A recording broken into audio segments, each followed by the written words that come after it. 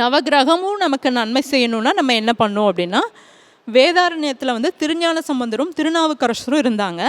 So Pandimadevi வந்து சைவ நெறியை வந்து தலைக்க செய்யணும் அப்படிங்கறக்காக திருஞான சம்பந்தரை வந்து மதுரைக்கு அழைத்து வரக்கு வந்து தூது அனுப்பியிருந்தாங்க. அப்படி அனுப்பும்போது திருநாவுக்கரசர் வந்து என்ன நினச்சாருனா, இந்த மதுரையில் வந்து சமணர்கள் இருந்தாங்க. அந்த சமணர்கள்னால வந்து திருஞான சம்பந்தருக்கு வந்து ஏதாவது இடையூறோ பாதிப்போ வந்துட்டால் என்ன பண்ணுறது அப்படிங்கறக்காக அவருக்கு வந்து சொல்லுவார், இந்த மாதிரி பிரச்சனை இருக்குமில்ல, என்ன பண்ணுவீங்க அப்படின்னு சொல்லி, இடையூறு ஏற்படுமில்ல அப்படின்னு சொல்லிட்டு, அதனால் இன்றைக்கி நாள் நல்லா இல்லை அப்படிங்கிற மாதிரி திருநாவுக்கரசர் வந்து திருஞான சம்பந்தருக்கு சொன்னார்.